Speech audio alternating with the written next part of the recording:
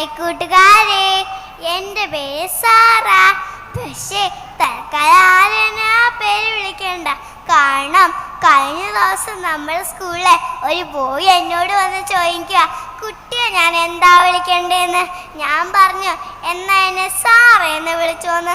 അപ്പോൾ അവൻ ചോദിക്കുക, സാറേന്ന് വിളിക്കാൻ നീ ആരാ? ഈ സ്കൂളിൻ്റെ പ്രിൻസിപ്പളോന്ന്. അതാ ഞാൻ ആദ്യമേ പറഞ്ഞത്, എന്നെ സാറേന്ന് വിളിക്കണ്ട, പകരം എന്നെ സാറാ റോസ് ബിജീഷ് എന്ന് വിളിച്ചാൽ മതി. ഇപ്പോൾ ഒരിക്കൽ കൂടെ ഞാൻ എന്നെ പരിചയപ്പെടുത്തുകയാണ്. ഞാൻ സാറാ റോസ് ബിജീഷ് SSLC. ഇപ്പം എല്ലാവരും ഒന്ന് നെട്ടിയില്ലേ? ഈ 1ാം ക്ലാസ്സിൽ പഠിക്കുന്ന ഞാനെങ്ങനെ SSLC ആയെന്ന് കേട്ടിട്ടോ. ദേ അവിടെ ഇരിക്കുന്ന ചില ആനിമയുടെയൊക്കെ മനസ്സിൽ പണ്ട് ലാലേട്ടനൊരു സിനിമയിൽ പറഞ്ഞ ഡയലോഗ് ആയിരിക്കും ഓർമ്മ വരുന്നത്. കുട്ടി 1ാം ക്ലാസ്സിലാണെങ്കിലും നാക്ക് SSLCക്കാ പഠിക്കുന്നതെന്ന്. ബൈ ദ വേ, ഞാൻ മാറ്ററിൽ നിന്ന് വിട്ടു. നിങ്ങൾ ഉദ്ദേശിക്കുന്ന SSLC അല്ലേ ഇത്? ഇതെൻ്റെ പ്രിയപ്പെട്ട ടീച്ചേഴ്സ് എനിക്ക് തന്ന ഓമന പേരാ. മനസ്സിലായില്ലേ? SSLC അതായത് സ്ഥിരമായി സ്കൂളിൽ ലീവ് എടുക്കുന്ന കുട്ടി. ഞാൻ ഈ ലീവ് എടുത്ത് പോകുന്നത് എങ്ങോട്ടാണെന്നറിയാമോ? നമ്മുടെ മരവിൽ മനോരമയിലെ ഒരു ചിരി ഇരുചിരി ബമ്പർ ചിരി എന്ന പ്രോഗ്രാമിൽ പങ്കെടുക്കാനാണേ. ഞാനൊരു കുഞ്ഞ് കലാകാരിയാണ് കേട്ടോ.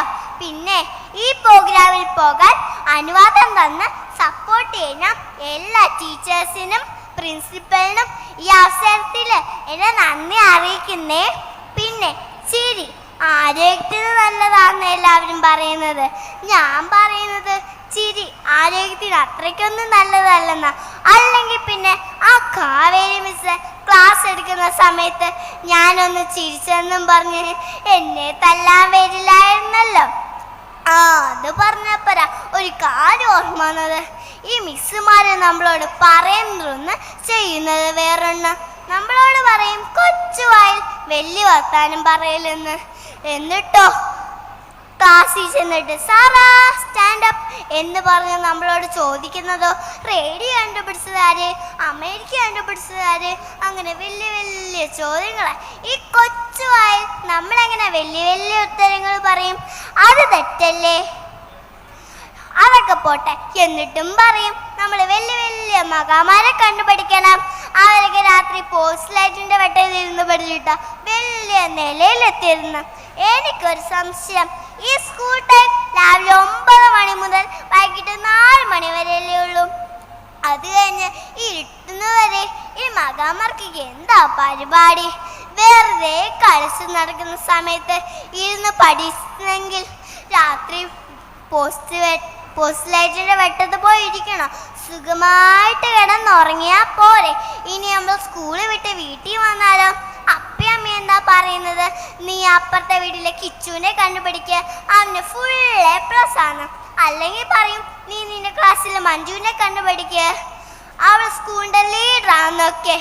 പക്ഷെ ഇന്നേ വരെ നമ്മൾ തിരിച്ചവരോട് അപ്പുറത്തെ വീട്ടിലെ റോസിയാൻ്റെ കണ്ടുപിടിക്കുക, കോളേജ് പ്രിൻസിപ്പൾ എന്ന് പറഞ്ഞിട്ടുണ്ടോ?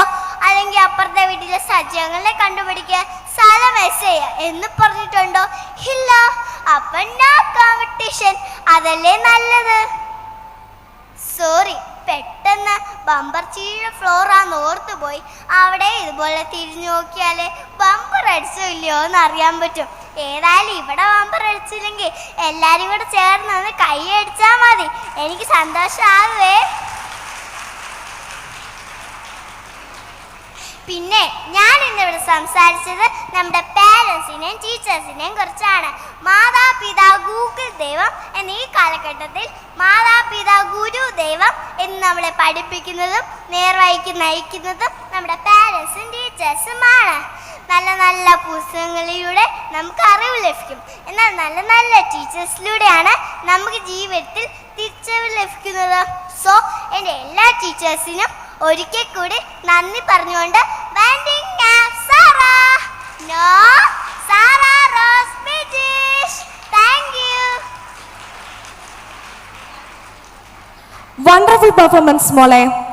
മഴയിൽ മനോരമയിലെ ഒരു ചിരി ഇരുചിരി ബമ്പർ ചിരി പരിപാടിയിലൂടെ സ്റ്റാൻഡപ്പ് കോമഡിയിലൂടെ ഏറ്റവും പ്രശസ്തമായ സേറ റോസ് ബ്രിജീഷിനെ അനുമോദിക്കുന്നതായി ജ്യോതി മാമിനെ വേദിയിലേക്ക് സ്വാഗതം ചെയ്യുന്നു.